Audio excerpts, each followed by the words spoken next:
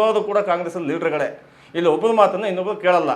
ಅವರವ್ರದ್ದೇ ವ್ಯವಹಾರಗಳು, ಅವರವ್ರದ್ದೇ ಕಥೆಗಳು. ಆದರೆ ಎಲೆಕ್ಷನ್ ಬಂತು ಅಂತಂದಾಗ ಅದು ಹೆಂಗೆ ಕೆಲಸ ಮಾಡ್ತಾರೆ ಅಂತ ಗೊತ್ತಿಲ್ಲ.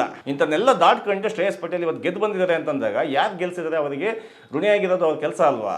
ಆ ನಿಟ್ಟಿನಲ್ಲಿ ನೋಡೋದಾದ್ರೆ ಶ್ರೇಯಸ್ ಪಟೇಲ್ ತಮ್ಮ ಕೆಲಸವನ್ನು, ತಮಗೆ ವಹಿಸಿದ ಕೆಲಸವನ್ನು ತಮಗೆ ಗೊತ್ತಿರುವಷ್ಟು ಮಟ್ಟಿಗೆ ಚೆನ್ನಾಗಿ ಮಾಡ್ಕೊಂಡು ಹೋಗ್ತಾರೆ, ಅದ್ರಲ್ಲಿ ಅನುಮಾನನೇ ಇಲ್ಲ. ಶ್ರೇಯಸ್ ಪಟೇಲ್ ಬದಲಿಗೆ ಒಂದು ವಿಚಾರ ಏನು ಮರೆಮಾಚಿದ್ದೇನು ಅಂತಂದರೆ, ಎಲ್ಲರೂ ಕೂಡ ಶ್ರೇಯಸ್ ಪಟೇಲ್ ಅವ್ರನ್ನ ಟಾರ್ಗೆಟ್ ಮಾಡೋದಂಗೆ ಇತ್ತೇ ಹೊರತು ಅರಸೀಕೆರೆಯ ಶಿವಲಿಂಗೇಗೌಡರ ಬಗ್ಗೆ ಯಾರೂ ಕೂಡ ಮಾತಾಡೋದಂಗಿಲ್ಲ. ಸ್ನೇಹಿತರೆ ನಮಸ್ತೆ, ಜೇನಿಗೆ ಯೂಟ್ಯೂಬ್ ಚಾನಲ್ಗೆ ನಿಮಗೆಲ್ಲ ಸ್ವಾಗತ. ನಾನು ಚಲಮಹಳ್ಳಿ.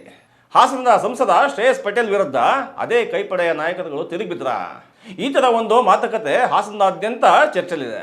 ಒಂದು ವೇಳೆ ಯುದ್ಧದ ವಾತಾವರಣನೇ ಇಲ್ಲ ಜಗತ್ತಿನಾದ್ಯಂತ ಅಂದಿದ್ರೆ ಇಡೀ ರಾಜ್ಯಾದ್ಯಂತ ಸುದ್ದಿ ಆಗಬೇಕಾದಂಥ ವಿಷಯ ಮೊನ್ನೆ ಚಂದ್ರಾಪೇಟೆದಲ್ಲಿ ನಡೆದಿದೆ.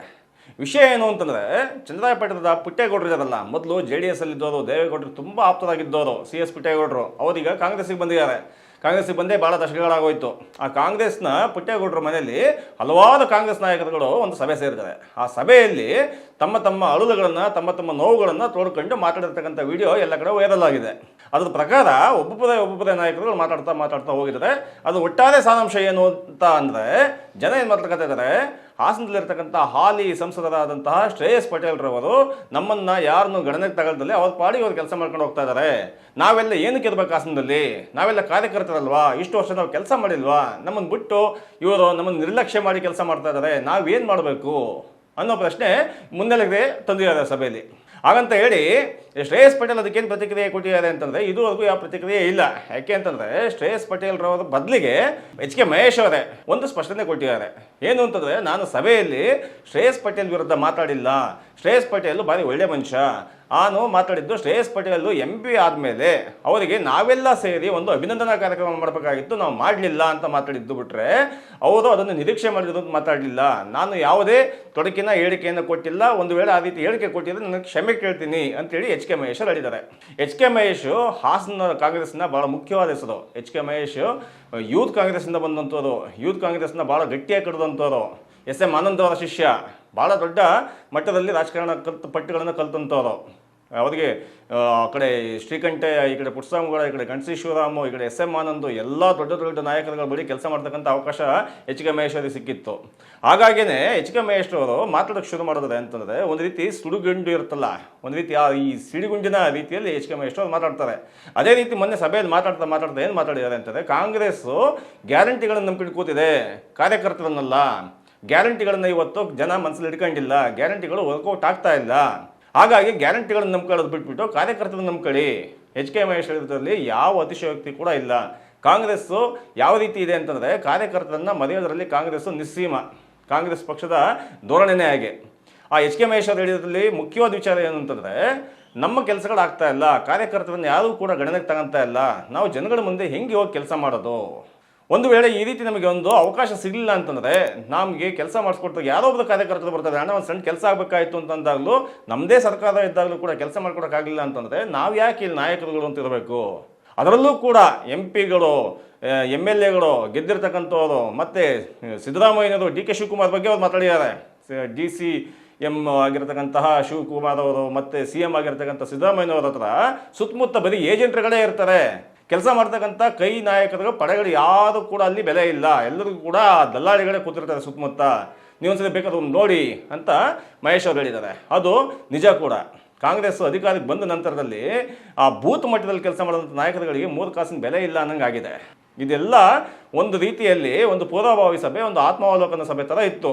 ಅಲ್ಲಿ ಗೈರಾಗಿದ್ದಂತಹ ಯಾರ್ಯಾರು ನಾಯಕರುಗಳು, ಅಲ್ಲಿಗೆ ಹೋಗದಿದ್ದಂಥ ನಾಯಕರುಗಳು, ಅಥವಾ ಅಲ್ಲಿಗೆ ಆಹ್ವಾನ ಇಲ್ಲದೇ ಇರ್ತಕ್ಕಂಥ ನಾಯಕರುಗಳು ಯಾರು ಅಂತಂದರೆ, MP Shreyas Patel, MLA Arsikere MLA ಶಿವಲಿಂಗೇಗೌಡರು, ಹಾಗೆ ಸಕಲೇಶ್ಪುರದ ಮುರಳಿ ಮೋಹನ್, ಹಾಗೆ ಇನ್ನೂ ಒಂದು 4-5 ಜನ ಭಾಳ ಮುಖ್ಯವಾದ ಹೆಸರುಗಳು ಅಲ್ಲಿಗೆ ಹೋಗಿಲ್ಲ ಅನ್ನೋದು ಬಿಟ್ಟರೆ, ಇಡೀ ಜಿಲ್ಲೆಯಲ್ಲಿ ಆಯೋ ತಾಲೂಕಲ್ಲಿ ಕೆಲಸ ಮಾಡಿದಂಥ, ಕಾಂಗ್ರೆಸ್ಸಿಗೆ ಕೆಲಸ ಮಾಡಿದಂಥ ಎಲ್ಲ ನಾಯಕರುಗಳು ಬಂದಿದ್ದಾರೆ. ಅದರಲ್ಲಿ ಇನ್ನೊಬ್ಬರು ಮಾತಾಡ್ತಾ, ಯಾರು ಗಣಸಿಯ ಮೆಟ್ರೋ ಬಾಬು ಅನ್ನೋರು ಮಾತಾಡಿದ್ದಾರೆ. ಮೆಟ್ರೋ ಬಾಬು ಅನ್ನೋರು ಮಾತಾಡ್ತಾ, ಶಿವಲಿಂಗೇಗೌಡರು ಇತ್ತೀಚೆಗೆ ಕಾಂಗ್ರೆಸ್ಸಿಗೆ ಬಂದಿದ್ದು, ಅಲ್ಲಿಯ ಪ್ರತಿಯೊಂದು ಚುನಾವಣೆಯನ್ನು ಕೂಡ ನಾನು ಯಾವುದೇ ಫಲಾಪೇಕ್ಷೆ ಇಲ್ಲದಂಗೆ ಚುನಾವಣೆಯನ್ನು ಫೇಸ್ ಮಾಡಿ ಗೆಲ್ಲಿಸ್ಕೊಂಡು ಬಂದಿದ್ದೀನಿ.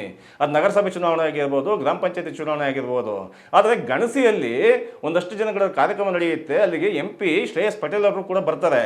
ಆದರೆ ಬಾಬು ಬಂದಿಲ್ಲ ಯಾಕೆ, ಬಾಬಣ್ಣ ಯಾಕೆ ಬಂದಿಲ್ಲ ಅಂತ ಒಂದು ಮಾತು ಶ್ರೇಯಸ್ ಪಟೇಲ್ ಅವರು ಕೇಳಿಲ್ವಲ್ಲ, ಹಂಗಾರೆ ನಾನು ಇಷ್ಟು ವರ್ಷ ಕೆಲಸ ಮಾಡೋದಕ್ಕೆ ಏನು ಬೆಲೆ ಬಂದಂಗಾಯಿತು ಅಂತ ಅವ್ರು ಬೇಸರ ವ್ಯಕ್ತಪಡಿಸಿದ್ದಾರೆ. ಅದು ಸಹಜ ಕೂಡ. ಇವೆಲ್ಲ ಹಿನ್ನೆಲೆಯಲ್ಲಿ ನೋಡ್ತಾ ಹೋದರೆ ಕಾಂಗ್ರೆಸ್ ಪಕ್ಷದಲ್ಲಿ ಎಲ್ಲವೂ ಸರಿ ಇಲ್ಲ ಅಂತಕ್ಕಂಥದ್ದು ಕಣ್ಮುಂದೆ ಬರುತ್ತೆ. ಯಾಕೆಲ್ಲವೂ ಸರಿ ಇಲ್ಲ ಅಂತಂದರೆ ಇಲ್ಲಿ ಕೋಆರ್ಡಿನೇಷನ್ ಸಮಸ್ಯೆ ಮೊದಲಿಂದ ಇದೆ.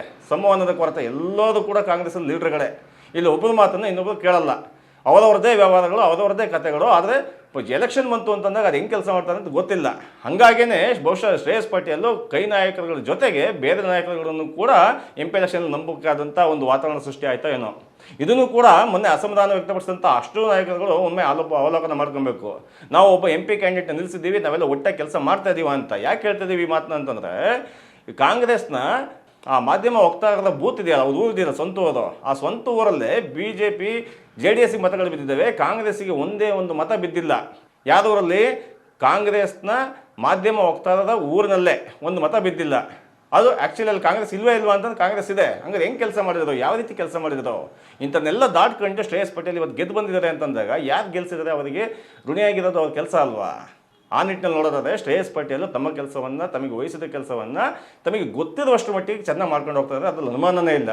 ಈಗ ಪ್ರತಿದಿನ PUC ಎಕ್ಸಾಮ್ ಆಗಿರಲಿ, ವಿದ್ಯಾರ್ಥಿಗಳ ಹತ್ರ ಹೋಗ್ತಾರೆ, ಯಾವುದಾದ್ರು ಕಾಡಾನೆ ಸಮಸ್ಯೆ ಆಗಿರಲಿ, ಮೊದಲು ನಿಂತ್ಕೊಳ್ಳೋದು ಹೋಗಿ ಶ್ರೇಯಸ್ ಪಟೇಲು ಕಾಡಾನೆ ವಿಷಯಕ್ಕೆ ಸಂಬಂಧಪಟ್ಟಂತೆ. ಈ ಎಕ್ಸಾಮ್ ವಿಚಾರದಲ್ಲೂ ಅಷ್ಟೇ. ಆಮೇಲೆ ಇವಾಗ ಯುದ್ಧದ ವಾತಾವರಣದಲ್ಲಿ ನಮ್ಮ ಹಾಸನ ಜಿಲ್ಲೆಯಲ್ಲಿ ಹೊರಗಡೆ ದೇಶದಲ್ಲಿ ಇರ್ತಕ್ಕಂಥ ಅದಷ್ಟು ಜನ ಯಾರು ಇರ್ತಾರೆ ಅವ್ರನ್ನ ಕ್ಷೇಮವಾಗಿ ವಾಪಸ್ ಕರ್ಕೊಂಬರ್ಬೇಕು ಅಂತ ಕೆಲಸ ಮಾಡ್ತಾರೆ. ಅಲ್ಲಿ ಹೋಗಿ ಲೋಕಸಭೆಯಲ್ಲಿ ಮಾತಾಡ್ತಾರೆ. ಎಷ್ಟೆಲ್ಲ ಕೂಡ 24 ಗಂಟೆ ಬ್ಯುಸಿ ಇದ್ದರೂ ಕೂಡ ಆ ಶ್ರೇಯಸ್ ಪಟೇಲ್ ಅಂತಕ್ಕಂಥ ಇನ್ನೂ ಯುವಕ ಕಾಂಗ್ರೆಸ್ನಲ್ಲಿ ಇನ್ನೂ ಕೂಡ ಈಗ ತಾನೇ ಅಪ್ಕಮಿಂಗ್ ಆಗ್ತಾ ಇರ್ತಕ್ಕಂಥ ಒಬ್ಬ ನಾಯಕನಿಗೆ ಈ ದೊಡ್ಡ ದೊಡ್ಡ ಲೀಡರ್ಗಳೆಲ್ಲ ಮೈ ಮೇಲೆ ಬಿದ್ದುಬಿಟ್ರೆ ಹೆಂಗೆ ಸಹಿಸ್ಕೊಳ್ಳೋದು? ಶ್ರೇಯಸ್ ಪಟೇಲ್ ಬದಲಿಗೆ ಒಂದು ವಿಚಾರ ಇಲ್ಲಿ ಮರೆಮಾಚಿದ್ದೇನು ಅಂತಂದರೆ, ಎಲ್ಲರೂ ಕೂಡ ಶ್ರೇಯಸ್ ಪಟೇಲ್ ಅವ್ರನ್ನ ಟಾರ್ಗೆಟ್ ಮಾಡೋದಂಗೆ ಇತ್ತೇ ಹೊರತು ಅರಸೀಕೆರೆಯ ಶಿವಲಿಂಗೇಗೌಡರ ಬಗ್ಗೆ ಯಾರೂ ಕೂಡ ಮಾತಾಡೋಂಗಿಲ್ಲ. ಅರಸೀಕೆರೆ ಶಿವಲಿಂಗೇಗೌಡರಿಗೆ ಭಾಳ ದೊಡ್ಡ ಜವಾಬ್ದಾರಿ ಇದೆ. ಏಕೆ ಅಂತಂದರೆ ಶಿವಲಿಂಗೇಗೌಡರು ಭಾಳ ದೊಡ್ಡ ಹಿರಿಯ ರಾಜಕಾರಣಿಯವರು. ಅರಸೀಕೆರೆಯಿಂದ ಕಾಂಗ್ರೆಸ್ಸಿಗೆ ಹೊಸಬರಾಗಿರ್ಬೋದು, ಆದರೆ ರಾಜಕೀಯಕ್ಕೆ ಹೊಸಬರಲ್ಲ ಅವರು. ಸಂಘಟನೆ ಮಾಡೋದ್ರಲ್ಲಿ ಹೊಸಬರಲ್ಲ, ವಿಶ್ವಾಸಕ್ಕೆ ತಗೊಳ್ಳೋದ್ರಲ್ಲಿ ಹೊಸಬರಲ್ಲ. ಈ ಎಲ್ಲ ಕಾಂಗ್ರೆಸ್ನ ದೊಡ್ಡ ದೊಡ್ಡ ನಾಯಕರುಗಳಿದಾರಲ್ಲ, ಇವ್ರನ್ನ ವಿಶ್ವಾಸಕ್ಕೆ ತಗೊಂಡು ಹೋಗೋದು. ಮತ್ತು ವಿಧಾನಸೌಧದಲ್ಲಿ ಈಗ ಸದ್ಯಕ್ಕೆ ಕಾಂಗ್ರೆಸ್ಸಿಂದ ಹಾಸನ ಮಾತಾಡ್ತಕ್ಕಂಥ ಏಕೈಕ ಶಾಸಕ ಶಿವಲಿಂಗೇಗೌಡರು. ಆ ಶಿವಲಿಂಗೇಗೌಡರು ಇಲ್ಲಿ ಶಿವಲಿಂಗೇಗೌಡರ ಬಗ್ಗೆ ಯಾವ ಕಂಪ್ಲೇಂಟ್ಗಳು ಇದ್ದಂಗೆ ಕಾಣಲಿಲ್ಲ. ಅಲ್ಲಿ ಶಿವಲಿಂಗೇಗೌಡರ ಬಗ್ಗೆ ಯಾವುದು ಮಾತಾಡಲಿಲ್ಲ. ಬದಲಿಗೆ ಎಲ್ಲ ಬಾಣಗಳು ಕೂಡ ಶ್ರೇಯಸ್ ಪಟೇಲ್ ಕಡೆಗೆ ಇದ್ದಂಗಿದ್ದು. ಅದು ಏನು ಅರ್ಥ ಇದು? ಇದರ್ಥ ಒಂದು 2 ವರ್ಷ ಇನ್ನು 2 ವರ್ಷದ 2028ಕ್ಕೆ ಎಲೆಕ್ಷನ್ ನಡೆಯುತ್ತೆ. ಕಾಂಗ್ರೆಸ್ಸು ಯಾವ್ಯಾವ ಕ್ಷೇತ್ರದಲ್ಲಿ ಹೆಂಗಿದೆ ಅಂತ ಅದೇ HK ಮಹೇಶ್ ಅಂತ ಹೇಳ್ತಾರೆ. 7 ಕ್ಷೇತ್ರಗಳಲ್ಲಿ JDS ಇಲ್ಲ ಅಂತ ಅನ್ಕೊಂಡಿದ್ದಾರೆ, ಅದು ಭ್ರಮೆ. 7 ಕ್ಷೇತ್ರಗಳಲ್ಲಿ JDS ಭಾಳ ಗಟ್ಟಿಯಾಗಿದೆ, ಕಾಂಗ್ರೆಸ್ಗಿಂತ ಗಟ್ಟಿಯಾಗಿದೆ ಅಂತ HK ಮಹೇಶ್ ಅವರು ಹೇಳಿದ್ರು. ಅದನ್ನು ಕೂಡ ತಳ್ಳಾಕಂಗಿಲ್ಲ. ಅಂತ ಒಂದು ಎಚ್ಚರಿಕೆಯ ಜೊತೆಗೇ ಪಕ್ಷವನ್ನು ಕಟ್ಟಬೇಕಾಗತ್ತೆ. JDS ಅಷ್ಟು ಗಟ್ಟಿಯಾಗಿದೆ ಅಂತ ಇವ್ರ ಮನಸ್ಸಿಗೆ ಬಂತು ಅಂತಂದರೆ ಇವ್ರು ಪಕ್ಷ ಕಟ್ಟೋದಕ್ಕೆ ರೆಡಿಯಾಗಿದ್ದಾರೆ ಅಂತ ಅರ್ಥ. ಅದಕ್ಕೇ HK ಮಹೇಶ್ ಅಂತವರು, ಮೆಟ್ರೋ ಬಾಬು ಅಂತವರು, ದೊಡ್ಡಮಗ್ಗೆ ಕೃಷ್ಣೇಗೌಡರು ಅಂತವ್ರು ಅರಕಲಗೂಡಿಂದ, ಹಾಗೆ ಬೇಲೂರಲ್ಲಿ ಗ್ರಾನೈಟ್ ರಾಜಶೇಖರ್, ಇನ್ನು ಎಷ್ಟು ಜನ ಕೈ ನಾಯಕರುಗಳಿದ್ದಾರಲ್ಲ ಹಾಸನದಲ್ಲಿರ್ತಕ್ಕಂತಹ ಕಾಂಗ್ರೆಸ್ ನಾಯಕರುಗಳಷ್ಟು ದೊಡ್ಡ ದೊಡ್ಡ ನಾಯಕರುಗಳು, ಪ್ರಭಾವಶಾಲಿ ನಾಯಕರುಗಳು ಬಹುಶಃ ಬೇರೆ ಇನ್ಯಾವ ಜಿಲ್ಲೆಯಲ್ಲೂ ಇಲ್ಲ ಅಂತ ಕಾಣುತ್ತೆ. ಆ ನಾಯಕರುಗಳನ್ನು ಸರಿಯಾಗಿ ಬಳಸ್ಕೊಂಡಿದ್ದೇ ಆಗಿದ್ರೆ ಹಾಸನದ 7 ಕ್ಷೇತ್ರಗಳನ್ನು ಕೂಡ ಕಾಂಗ್ರೆಸ್ಸು ತನ್ನ ತೆಕ್ಕೆಗೆ ತಗೊಬೋದು. ಆದರೆ ಇವರ ಮಧ್ಯೆ ಇರತಕ್ಕಂಥ ಭಿನ್ನಮತ ಇದೆಯಲ್ಲ, ಇವ್ರ ಮಧ್ಯೆ ಇರತಕ್ಕಂಥ ಡ್ಯಾಮೇಜಿಂಗ್ ಇದೆಯಲ್ಲ, ಇದು ಯಾವತ್ತೂ ಕೂಡ ಕಾಂಗ್ರೆಸ್ಗೆ ಅದು ಮುಳ್ಳಾಗ್ತಾ ಕೂತಿದೆ. ಈಗ ಕಾಂಗ್ರೆಸ್ಗೆ ಮೊದಲ ಶತ್ರುವೇ ಕಾಂಗ್ರೆಸ್ಸು ಅನ್ನೋ ರೀತಿ ಆಗಿರ್ತಕ್ಕಂಥದ್ದು ಈ ಸ್ಟೋರಿಯ ಕತೆ. ಇದರ ನಡುವೆ ಈ ಒಂದು ವಿಷಯವನ್ನು ಗಮನದಲ್ಲಿ ಇಟ್ಕೊಬೇಕು. ಇಲ್ಲಿ ಯಾರೋ ಮುಖ್ಯರಲ್ಲ ಅನ್ನೋ ಪಾಲಿಸಿ ಇಟ್ಕೊಂಡಿರ್ತಕ್ಕಂಥ ಒಂದು ಪಕ್ಷ ಅಂತಂದರೆ ಆ್ಯಕ್ಚುಲಿ ಕಾಂಗ್ರೆಸ್ಸು. ಬೇರೆ ಯಾವುದೇ ಪಕ್ಷದಲ್ಲೂ ಕೂಡ ಯಾವುದೇ ನಾಯಕರುಗಳು ಕೂತ್ಕೊಂಡು ಈ ರೀತಿ ಒಂದು ಸಭೆ ಮಾಡ್ತಕ್ಕಂಥ ವಾತಾವರಣ ಇಲ್ಲ. ಉದಾಹರಣೆಗೆ JDS ತಗೊಳ್ಳಿ. JDSಲ್ಲಿ ಯಾರಾದರೂ ಕೂತ್ಕೊಂಡ್ಬಿಟ್ಟು ದೇವೇಗೌಡರ ಬಗ್ಗೆ, ಕುಮಾರಸ್ವಾಮಿ ಬಗ್ಗೆ, HD ರೇವಣ್ಣರ ಬಗ್ಗೆ ಇಷ್ಟೊಂದು ಕುಲ್ಲ ಮಾತಾಡ್ತಕ್ಕಂಥ ವಾತಾವರಣ JDSಲ್ಲಿ ಇದೆಯಾ? ಖಂಡಿತವಾಗಿಯೂ ಇಲ್ಲ. ಅದೇ BJP ನಾಯಕರುಗಳು ಸಭೆ ಸೇರಿಬಿಟ್ಟು ಇಲ್ಲ ನಮಗೆ ಮೋದಿ ಸರಿಯಾಗಿ ಸಪೋರ್ಟ್ ಮಾಡ್ತಾ ಇಲ್ಲ, ಪ್ರೀತಮ್ ಗೌಡ ಸರಿಯಾಗಿ ಸಪೋರ್ಟ್ ಮಾಡ್ತಾ ಇಲ್ಲ, ಆ ಕಡೆ ವಿಜಯೇಂದ್ರ ಸಪೋರ್ಟ್ ಮಾಡ್ತಾ ಇಲ್ಲ, ಅಶೋಕ್ ಸಪೋರ್ಟ್ ಮಾಡ್ತಾ ಇಲ್ಲ ಅಂತೇಳಿ ಮಾತಾಡೋಕ್ಕಾಗುತ್ತಾ? ಆ ರೀತಿಯ ವಾತಾವರಣ BJPಯಲ್ಲೂ ಕೂಡ ಇಲ್ಲ. ಆ ಕಾರಣದಲ್ಲಿ ಒಂದು ಡೆಮೊಕ್ರಾಟಿಕ್ ಸೆಟಪ್ಪಲ್ಲಿ ಇವತ್ತು ಹೋಗ್ತಾ ಇರ್ತಕ್ಕಂಥ ಪಕ್ಷ ಅಂತಂದರೆ ಕಾಂಗ್ರೆಸ್ ಅಂತ ಹೇಳ್ಬೋದು.